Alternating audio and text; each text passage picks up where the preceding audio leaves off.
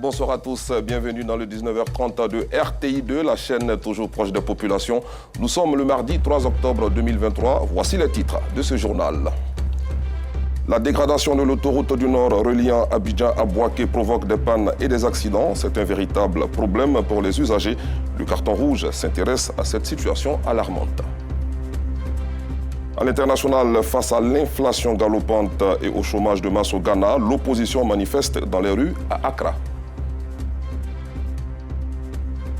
Merci pour votre fidélité. Parlons éducation avec ce constat relatif à l'état du matériel didactique dans les écoles.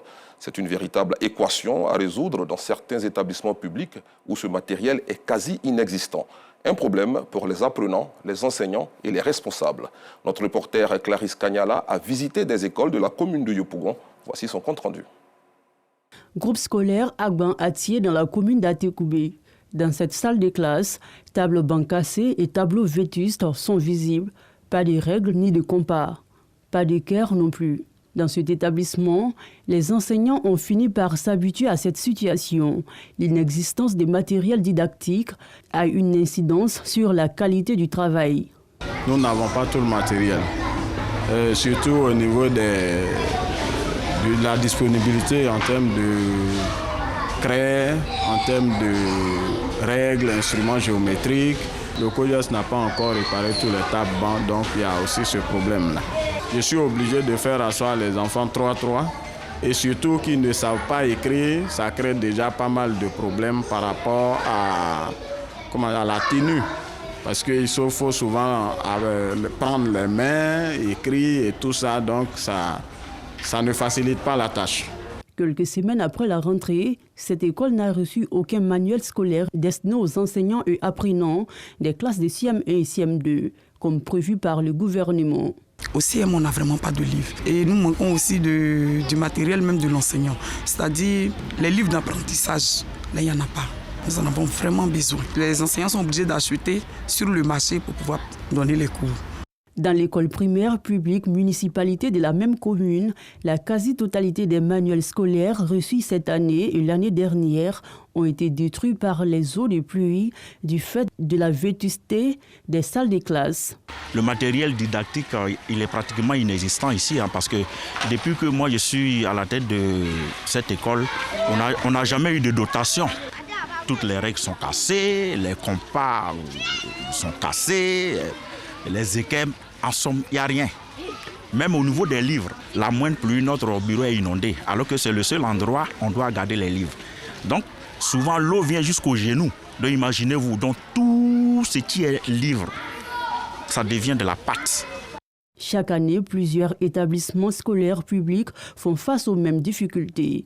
Des conditions de travail qui ne feront qu'aggraver les lacunes des apprenants. Ce qui ne colle pas du tout au thème de ces 3 dernières années. Soyons des citoyens responsables pour une école de qualité. Direction à présent l'abattoir de Port-Boué où s'est développé un véritable business, celui du lait de vache et des aliments pour le bétail. Et les commerçants de ces produits se frottent les mains car l'entrée du site est propice à leurs bonnes affaires. Comment parviennent-ils à faire des bénéfices? Qu'en pensent leurs fidèles clients? Des éléments de réponse dans ce sujet, signé Yacouba Koulibaly et commenté par Asita Diara. Amidou et son frère vendent le lait de vache pour subvenir à leurs besoins. Ils exercent ce commerce devant l'abattoir de la commune de Port-Boué. Et comme à l'accoutumée, ils préfèrent chauffer le produit laitier. Ils prennent ensuite le soin de le mettre dans des bouteilles avant de servir les clients. Si tu as neuf, que ça fait 2 heures, 3 du temps qu'ils n'ont pas préparé, ça devient lait caillé. Selon les marchands de lait de vache, l'abattoir est une zone propice à ce business. Nous avons choisi de vendre le lait à l'abattoir ici. Pour les gens viennent payer du lait et boire. Maintenant, les animaux qui sont ici, quand les petits veaux là, ils n'ont pas de lait à se nourrir. Donc ils viennent acheter le lait à nous pour aller les donner. Même les petits moutons aussi, même chose. Ici, c'est la qualité, ça sort facilement et puis c'est bon, ça donne de force aussi. C'est ici que ce vendeur de bœufs se procure du lait de vache, Ils le préfèrent bouilli pour des raisons sanitaires et les avantages qui en découlent. Là, il y a B qui est en train de coucher, il y a l'autre qui maman là n'est pas lait. On paye là, on donne petit B là en train de boire.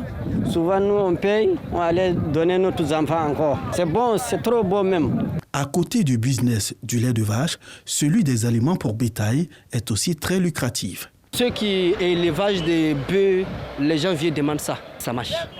Ce commerce profite aux nombreux éleveurs de bovins de l'abattoir.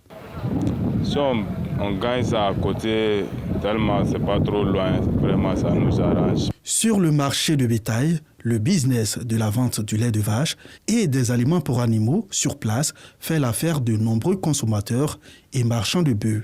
Ces commerces sont une opportunité pour ces jeunes qui ne demandent qu'à gagner leur pain pour subvenir aux besoins de leur famille. Prenons à présent la route pour Bingerville où 5 véhicules ont été brûlés par des inconnus à Agbassi, sous-quartier de Fekese, dans la nuit du vendredi 29 au samedi 30 septembre dernier, appartenant à des habitants des mêmes immeubles. Ces véhicules sont irrécupérables. Selon notre reporter Bintou Pekele, les propriétaires sont sous le choc. Il reste encore ici 2 véhicules sur les 5 calcinés dans la nuit du vendredi au samedi 30 septembre dernier. De ce véhicule de type Touareg Volkswagen, il ne reste qu'une carcasse. Plus rien à récupérer. Il y avait au total 6 véhicules qui étaient garés par ici. Et ce sont ces détonations qui nous ont réveillés. Et alors, quand on arrivait, les voitures étaient en feu. Bon, qu'est-ce qu'on pouvait faire? On n'a que du sable pour éteindre les feux, malheureusement. Donc, on a essayé d'éteindre le feu comme on pouvait. Malheureusement, on n'a pas pu. Donc, c'est une seule voiture, finalement, qui a été sauvée. Au bas mot, c'est 7 millions. Et rien n'est récupérable. Nous, on n'a que nos yeux pour pleurer, j'ai envie de dire. Ces véhicules appartiennent aux voisins des mêmes immeubles. 3 d'entre eux ont été envoyés à la mécanique. Si les auteurs de l'incident ne sont pas connus, la méthode utilisée est quant à elle connue. L'incident, c'est entre 4h45 et 5h. Ils ont posé des chiffons au niveau des essuie-glaces. Et au fur et à mesure que le plastique a brûlé, le chiffon est tombé à l'intérieur et puis c'est parti. On ne savait pas si on était dans un film ou bien dans un cauchemar. Franchement, on ne savait pas. C'était vraiment difficile à croire que 6 véhicules sont en train de brûler en même temps. Bon, ça fait plus de 5 ans qu'on est ici. On n'a jamais eu de problème avec quelqu'un. Donc, soupçonner quelqu'un, franchement, on ne voit même pas qu'il aurait pu faire ça. Plusieurs millions partis en fumée en quelques secondes. Des séquelles de ce cauchemar sur les doigts de Maïmouna. Il en est fallu de peu pour que ces maisons partent en fumée. Aidés par les sapeurs-pompiers, les victimes d'Agbassi, sous-quartier de Fekese, dans la commune de Bingerville, attendent les résultats de l'enquête ouverte par la police nationale. Ils réclament justice.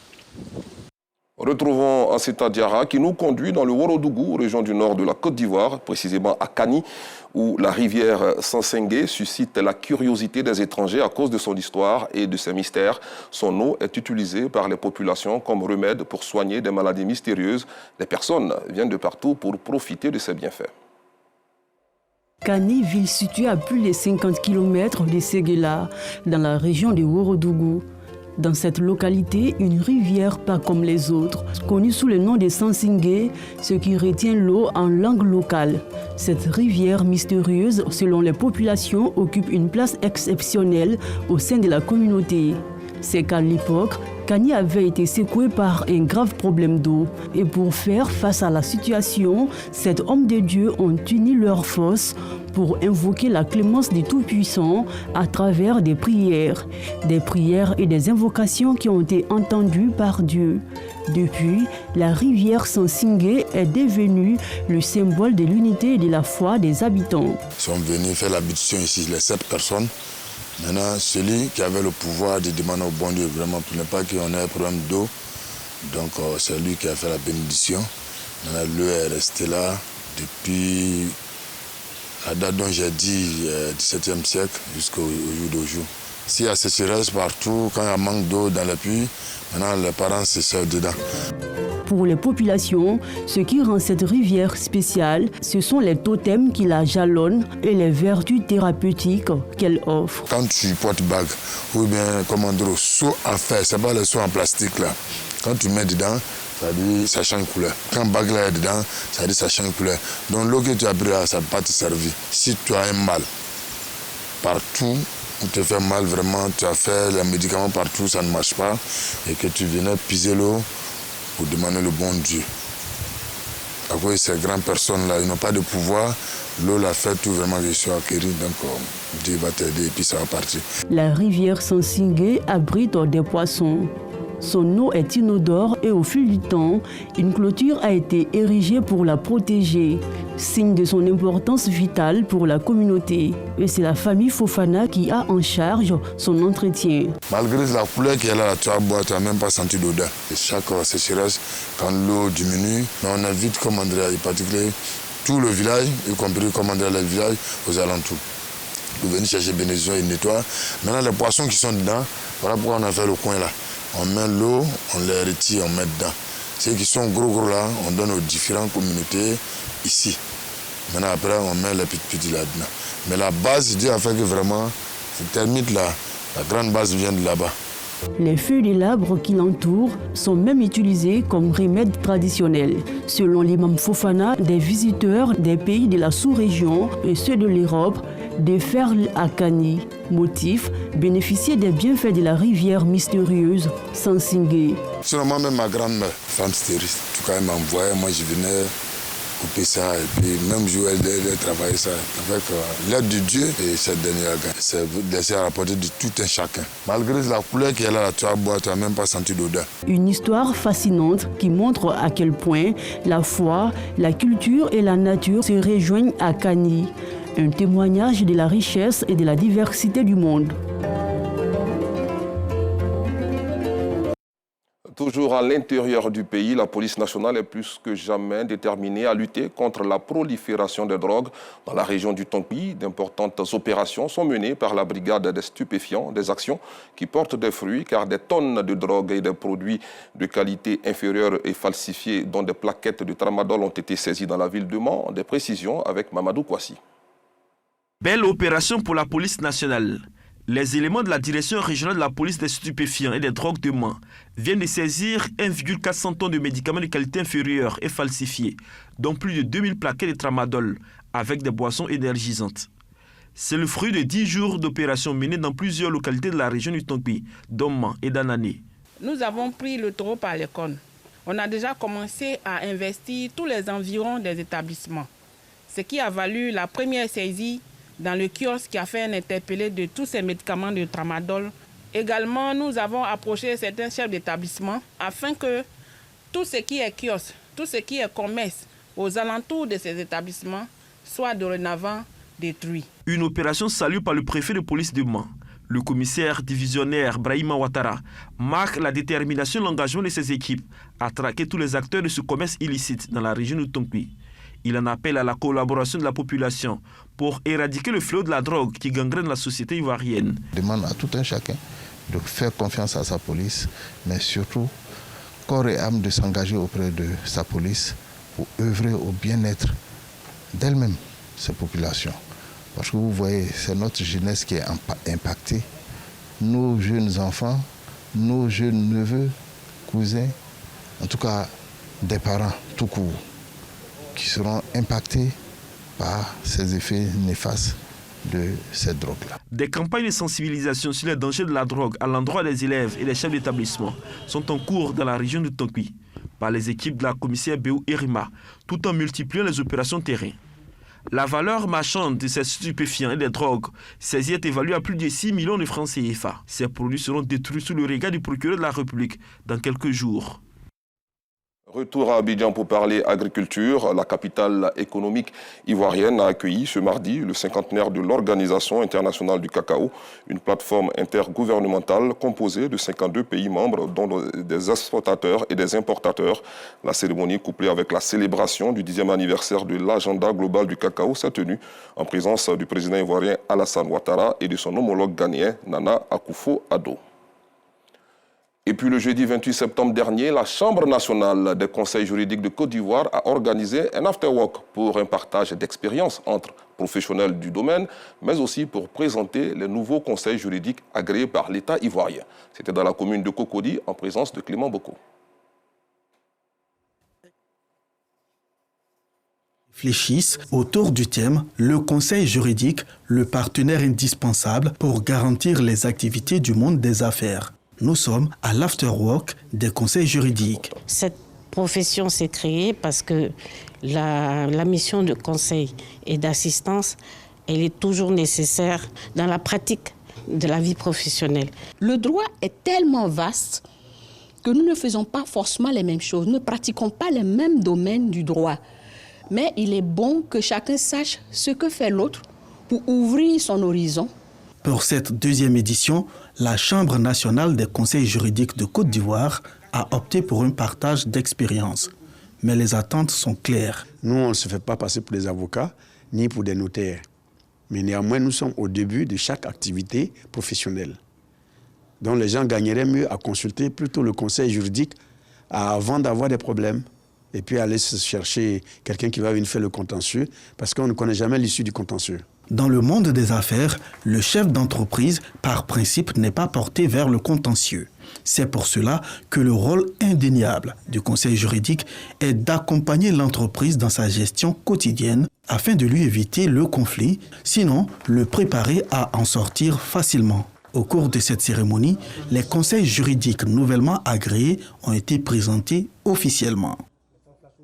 Retour dans le Ourodougou pour parler de l'inauguration de la grande mosquée de Morondo. C'était le vendredi dernier en présence des guides religieux, des fidèles et des cadres de la localité située dans le nord du pays. Les populations y ont été invitées à cultiver l'amour, la solidarité et le vivre ensemble. Reportage Asita Diarra, Enza Traoré et Siriki Ouattara. Les fidèles musulmans de Morondo, localité située dans la région du Ourodougou, ont désormais une nouvelle mosquée. Elle a été inaugurée le vendredi 29 septembre dernier en présence des fidèles, des guides religieux, des cadres et des filles et fils de la région. C'est une fierté pour Morondo, pour toute la région, pour la Côte d'Ivoire. Ça représente beaucoup de choses pour nous. Au niveau de l'islam, bonheur, tout ce que Dieu a demandé, on est content d'avoir une nouvelle mosquée à Morondo. Les enfants de Morondo qui se sont investis à construire cette mosquée. Donc c'est cette unité, cette cohésion que cette mosquée symbolise aujourd'hui pour moi. Après l'inauguration, les hommes de Dieu ont procédé à l'intronisation de l'imam principal de la dite mosquée. Occasion pour eux de prodiguer des conseils au nouvel imam, mais surtout de l'inviter à prôner les valeurs fondamentales de l'islam. Vraiment, l'émotion me dépasse. Vraiment, je prie Dieu qu'Allah m'aide, qu'Allah me guide sur le droit chemin, qu'Allah fasse que je m'attends avec la population, avec les fidèles, qu'Allah nous guide nous tous sur le droit chemin. Mes ambitions dans l'imama, c'est d'appliquer les charia de Dieu et de suivre les sunnas des prophètes sallallahu alayhi wa sallam. Ce nouvel édifice religieux va accueillir plus de 1000 fidèles par jour. Les guides religieux, saisissant l'opportunité, n'ont pas manqué d'inviter l'ensemble de la communauté musulmane de Morondo à être réguliers à la mosquée afin d'être parmi les élus des dieux. Invocations, louanges, prières et bénédictions pour la paix et la stabilité en Côte d'Ivoire ont également meublé cette rencontre islamique.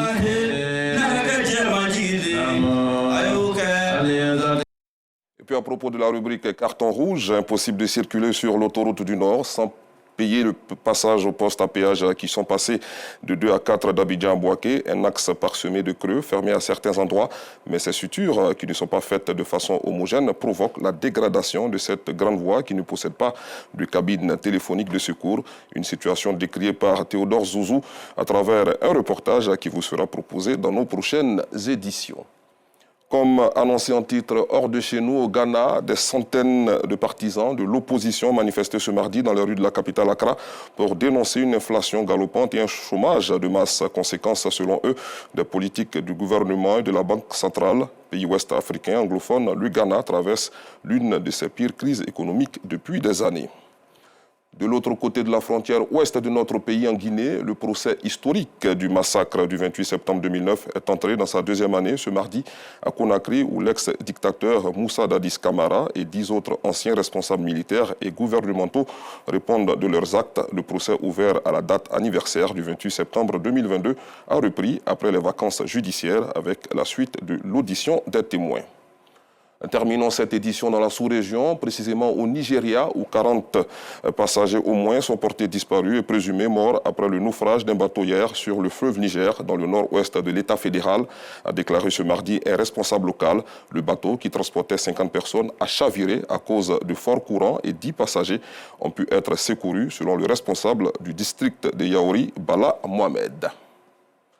Excellente soirée sur RTI2.